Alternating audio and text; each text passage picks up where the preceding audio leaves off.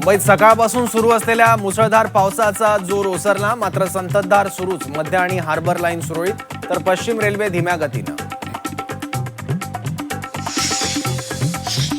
नवी मुंबईत झाडं कोसळण्याचं सत्र सुरूच. मुंबईत 283 ठिकाणी झाडं फांद्या कोसळल्या. नवी मुंबईत 2 दिवसात 150 झाडं कोसळली. पडझडीच्या घटनांमध्ये नाहक बळी, वाहनांचं नुकसान. मुसळधार पावसामुळे इंद्रायणी नदीच्या पुराचा आळंदीला वेढा. आळंदीत जाणारे रस्ते वाहतुकीसाठी बंद. पाणी पातळी वाढल्यानं वारकऱ्यांची गैरसोय. वारकऱ्यांनी आळंदी देहूमध्ये न जाता पुण्यात वारीमध्ये सहभागी व्हावं. देवेंद्र फडणवीसांचं वारकऱ्यांना आवाहन. आपत्ती व्यवस्थापन विभागाला सतर्कतेच्या सूचना. पुणे शहराला उद्या पावसाचा ऑरेंज अलर्ट. शहरातील शाळा सुरू राहतील, तर पश्चिम घाट परिसरातील शाळा बंद राहणार. नागरिकांना सतर्क राहण्याचं आवाहन.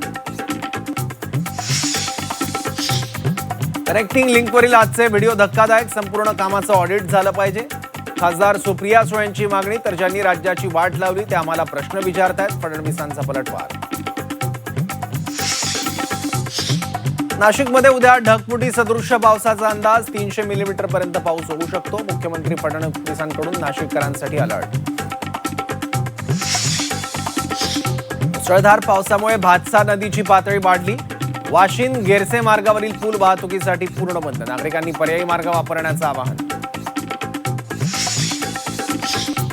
घरावर दरड कोसळून एकाच कुटुंबातील 3 जणांचा मृत्यू. मावळच्या पाटण गावातली धक्कादायक घटना.